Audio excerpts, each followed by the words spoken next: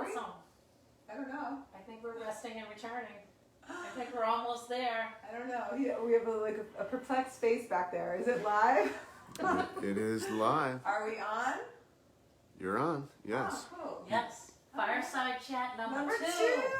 Number two, which it was almost a year ago. Was it a year ago? It was almost a year ago. It was like, I It think was winter because we had the fire, we had the hats, we were like... there was a snowstorm, Oh, and yeah. I couldn't even get up my Oh, driveway. yes! I couldn't get up my street. You had to like come in the big... I think I picked you up. Yeah. And I was like, get over here. I was like, I can't make it over. You're like, Yeah. I can, my truck. Yeah. My truck will get My up that truck will street. get, oh my God, I can get through anything.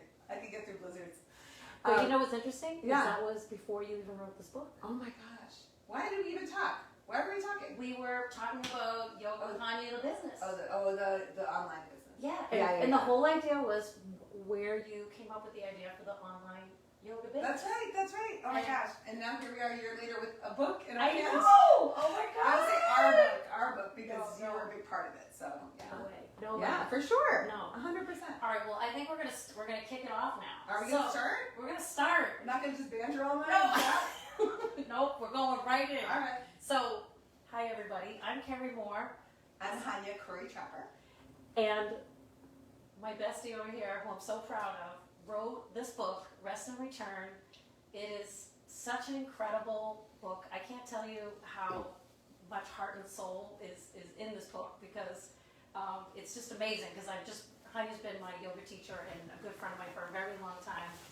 I go to her classes all the time, and I listen to her speak, and she just took everything that she's taught me as a teacher and kind of put it in this one place. And it's everybody needs one of these. So underneath you'll see too, if you want to buy Rest and Return, and the full title is Weekly Reminders to Pause, Reflect, and Just Be.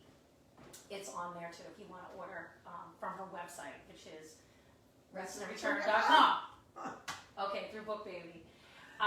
And so Hania, so tell us about sort of where, because as we were just saying, the first Fireside Chat was when the pandemic happened, and obviously Hania had to completely shut down teaching because yoga studios were shut down, and it was such a time of angst and so much anxiety and sadness, and Hania wanted to make sure that there was some avenue. So she was doing these, videos. We were sneaking into Sarah Westwood's, and she really was like, people really need this now. They need the healing message. They need the yoga practice. They need the meditation. So we were talking about her business, and now this is part two, which is even more amazing, is the book. So tell us about sort of how you put this together. Sure, yeah. So yeah, like you were saying, like we started this sort of yoga online practice. So people have been practicing with me now for like almost 2 years, right? Yeah, it's crazy. Yeah, it's been I think it's been 2 years. And so I have these amazing students that are practicing with me online, and now every week I was kind of forced to like put all my thoughts into one place and send it to them each week. So that's where this came from. It basically, the weekly messages, I always craft these messages each week for my classes, and I started to collect them all, and I had them all in this place, and after the week was gone, they would go away. And so, but I still had them in my files. I'm a graphic designer, that was like my trade. That's why I did before I became a yoga teacher, and I still do it, but, and I also do photography. So, during this pandemic, every week we would be walking in the woods and filming classes and like learning different messages, and I would be learning from all these teachers that I loved, and I wanted to share their lessons and all of their ideas and kind of incorporate my own with those ideas and share them with the world. So I was sharing them. At the end of a year and a half or so, I realized that I had all this content and I needed to put it somewhere, anywhere. And because I'm a designer, I decided like maybe I'll just house it in a sort of a pretty little place where I can just have it for me. And then I started taking more photography to match the message, and so I decided to compile it all, and it was just going to be for me and maybe for my students. And then we thought, like, as I was talking to Kerry and a whole bunch of our friends, this whole virtual hangout group that we hang out with, that we talked about how maybe I could think about publishing it or just getting it out to more people. So I researched a lot actually, and we found a place to publish it and printed it. And now it just feels like a dream. I can't even imagine that it happened. But we were able to put it out there, and now people are buying it and giving it to their friends as gifts and people that need a little bit of healing tools. So it's been kind of a wildfire experience where one person would get it and say, wow, I really like it, and I know this person that needs it, and then that person will get it and say, I need this many books for these people, and so it kind of keeps spreading out, and it kind of is beyond my expectations of what I ever thought could happen just with it already, and it came out in September. So yeah, pretty thrilled with the fact that these tools are out there for people, and that hopefully they'll help one person. I don't care, just one person, whatever. If anyone can be helped by any of these messages from all of these great teachers, and then wonderful. Then my job was done. Then I spent a lot of time, and it was worth it, right? Absolutely. And I was just thinking about how when some of our friends that we have, and even people that Hania doesn't even know, but I know they have the book, and it'll be we're talking about some conflict we have with our family or something. And it's you know what, there's a perfect quote, or there's a perfect message, there's something, and so I'm searching through the book, and I'm oh, you know what, this really reminds me of, was page 93, and we both read it together and then process it through together. And it's just like what you said, it's a tool book, because everything that's in here is teachings from thousands of years ago from many different teachers, and then but Hania puts it in sort of a layperson message, so we can all relate to it.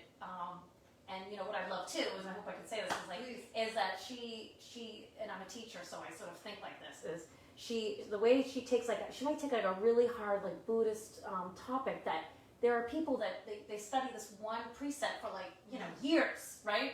And because you're reading it, you're kind of I don't really understand, and she'll just she puts in this beautiful little package, and she'll say, this is what it's trying to say. But even if you don't understand, say, the words of this, well, here's a beautiful image or photography that might evoke to you what it's trying to say, or it's a poem, or it's a quote, or it's maybe just movement. So you're understanding whatever modality you need to kind of understand the concept. She kind of puts it all these different avenues, and I think that's why it's so accessible to everybody. Beautifully said, Kerry. Thank you. So I'm going to let you speak for them. That was beautiful. Yeah, that's exactly it. Because people learn in different ways. Absolutely. And people, different things resonate with different people. So for some person, just a breathing exercise might be exactly the tool they need. For others, maybe not. Maybe just a single word that helps, or maybe just an image that will. Yeah. So there's different things. That makes you shift. People. Yeah. It's the shift. Yeah. There's a little bit of a shift, or just a little bit of a pause in your life where you can just kind of just be more reflective, I guess. Yeah, absolutely. And then finally you connect with whatever that is, right. Whatever you're struggling with, and you go, oh yeah, that's what I needed, or that's the reflection I needed to move through whatever it is you're trying to work with. And a lot of them are just based on there's personal embarrassing stories in there for me. There's a story about imperfection, and there's stories about wanting to be something you're not, and there's things like that. I remember one of the stories I think I talked about when I was 13 and trying to look like everybody else, and it didn't really work, and I learned pretty quickly that I couldn't. I just had to learn how to be me.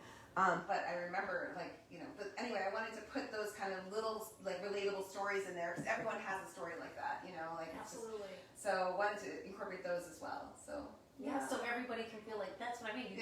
You're taking a very hard concept, and you're well, really what it is it's just this, which we've all felt. It's all, because it's a shared experience. This whole book is hopefully a shared experience. We're all in this together, and one person's not more enlightened than another in many ways. I feel like we're all kind of beginners in all of this beautiful growth path that we're on. Yeah. So it's kind of nice to be able to just, I hear things and they resonate with me, and I like to share them. So yeah. Yeah. And so Anne put it all together. That's what I love, because I've been with Hania for many, many years, practicing with her. Yeah. But now it's not it's the whatever, it's the class and then the quote that I leave with. It's I actually have a manual, or a toolkit to be oh, I can go back and I can really read through that, process through that, and see some examples about how to deal with that. So yeah, so you're doing a good job getting this out in the world. Getting it out in the world. That's what we're doing. One question I had for you is, when you think about sort of, there's so many yoga books and spiritual books and meditation books. You know, when you go to a bookstore, there's just rows and rows of different kinds of books. And I feel like this book is very unique. But what do you think makes it unique? So, well, there's a lot of beautiful, amazing spiritual teachers out there that I read all the time. But what I like to do, what I think about this book is it's like little essences of all different teachers put into one place. Yes. So I like to kind of take some teachings from like people like Pema Chodron or someone like, Mark Nepo or some people that I always listen to and read and love so much, Nhat and people like that. And so I like to bring them all into one place and then kind of create some kind of relatable story. Either it's a Buddhist parable or it's a story for myself or whatever, a story of a friend.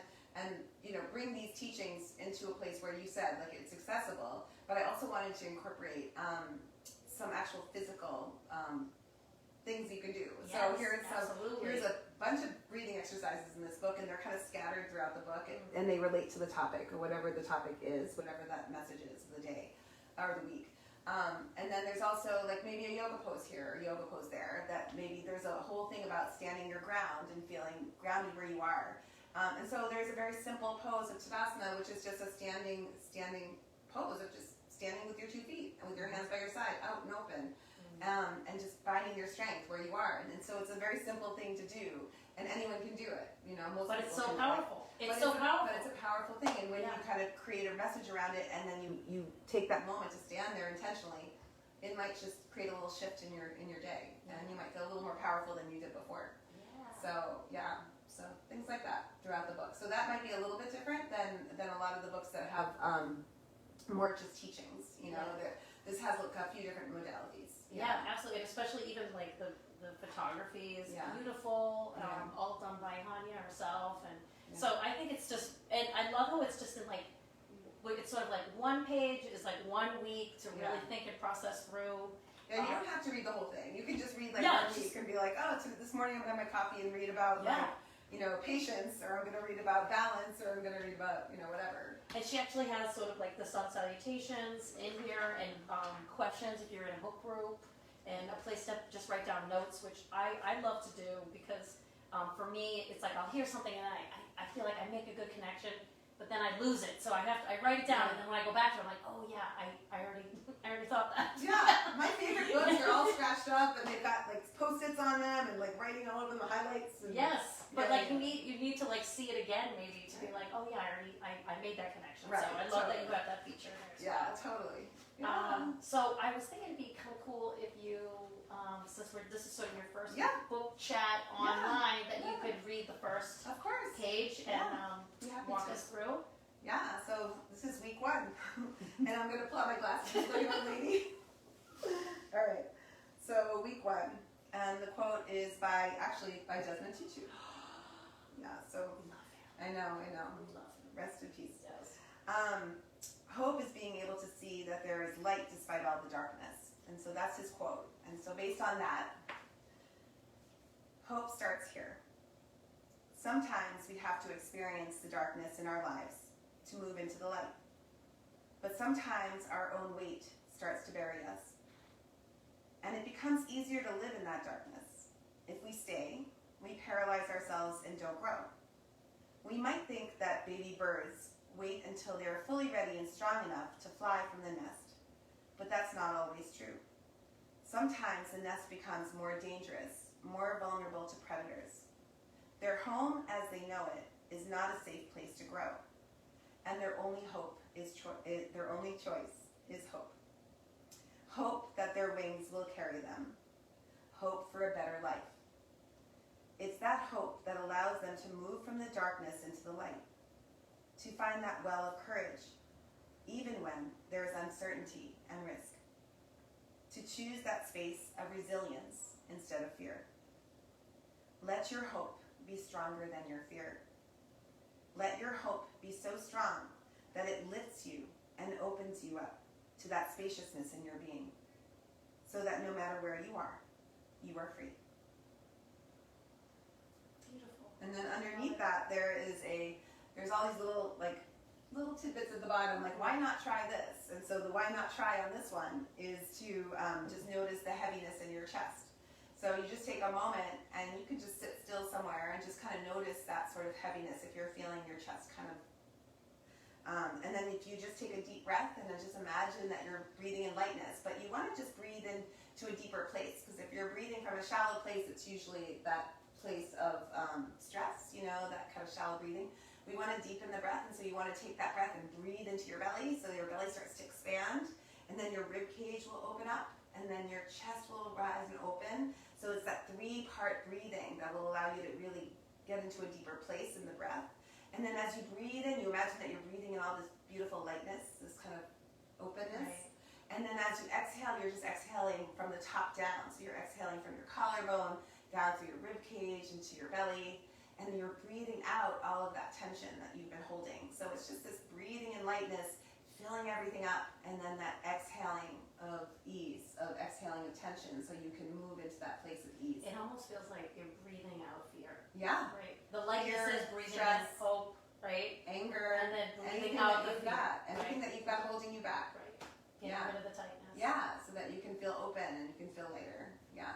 So just even a simple exercise of just breathing, 3-part breath and just diaphragmatic breathing. It's just a beautiful way to calm the nervous system down. So why not? And I love how if you're feeling fear, because so much of us, well, I don't want to say us, but people, right? Well, We I live in think fear, I think it's right? safe to say that It's most so of us it's are so hard because struggling at the moment. right fear. Yeah. I mean, just even right now, with Yeah. COVID rising, and it's like, how do Yeah. we, when we feel the fear, we don't want to be ruled by fear. Right. So what's a way to kind of get it out of our bodies? It's a beautiful way to do that. Yeah.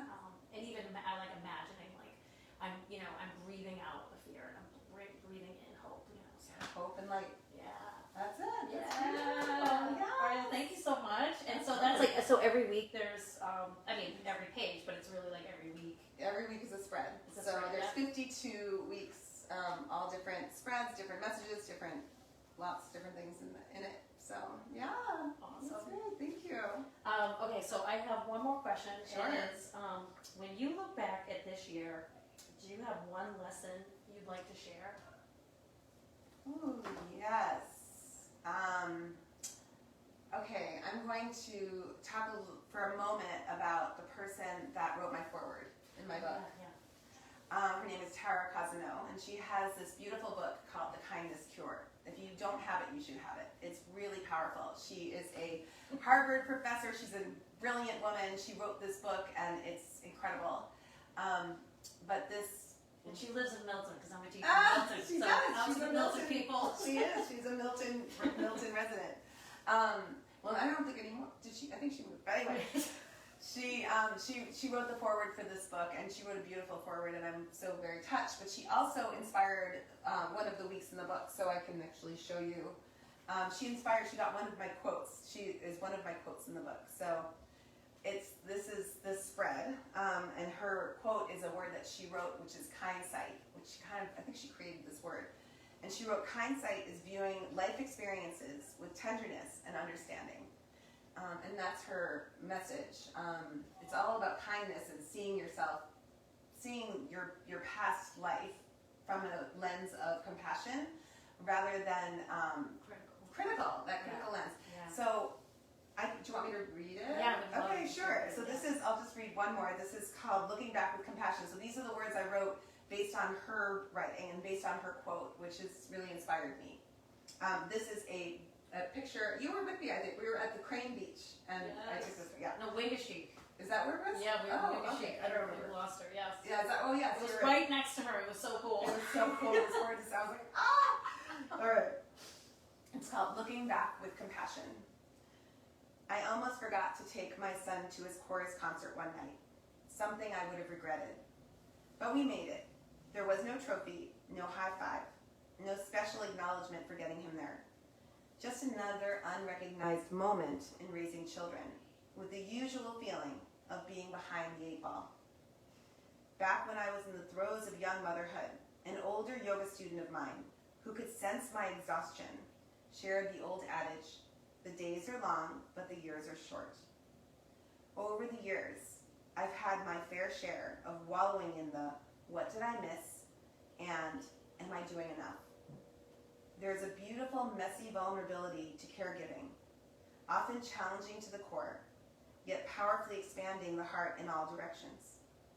And with each long day, the more deeply I loved, the more vulnerable I became. With that openness came an undiscovered resilience, carrying me through the difficult days and holding me gently during the long nights. Buddhists say that birds need 2 wings to fly.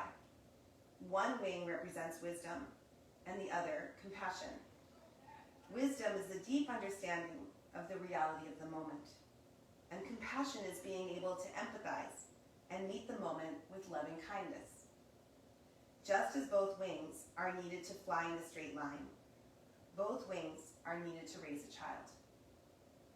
When vulnerability and insight meet with love and compassion, a resilience forms and takes flight. So at some point, you have to decide to put the calendar and the criticism down and remind yourself that you're doing the best you can. And maybe years from now, hindsight, you will realize that you did a pretty darn good job. I love that. That makes me feel better just hearing it. I want to do hindsight. We all need a little bit of a pass, right? Oh, that is the A truth. little bit of a pass, because we're doing the best we can. We are. So We maybe are. if we take this past year of, there was a lot of struggle. Maybe there was some beauty in there too, and we not look at it from a place of criticism and regret, but maybe a place of kindness and compassion for yourself, and maybe even the wisdom that you've learned along the way. Then maybe we can take last year, this past couple years, and we can look at it in a kinder way. Absolutely. And then maybe we can bring that hindsight with us, knowing that we're doing the best we can into this next year. And maybe, I don't know, maybe we let go of some of the resolutions that we keep putting pressure on ourselves to have, knowing that most of them fail within February. Yes. So Or maybe sooner. just trying to give ourselves a little bit of kindness and a little bit of compassion, maybe a little bit of a pass. Yeah. We're Because if doing you can enough. do that, That's if right. you can do it to yourself, then Yeah. you can do it to other people, That's it. right? If you Yeah, it starts with you, right? It starts Everything with starts with you. So Yeah. why don't we start right here? right here, I'm with you. I'm Yeah. gonna do some hindsight Yeah. later tonight. Oh, we all need that. So anyway, so I'm just gonna hold it up one more time. So if you want to purchase this book, you can go to the website restandreturn.com and get it for your friend, your mother, your sister, your partner, whatever. It's You just can a start this week. It's a New Year's book, so you can New start. Year's. It's like one Yes, of the first week. every We do every week go get it message. right now. Go get it right now. Anyway, so thank you so much.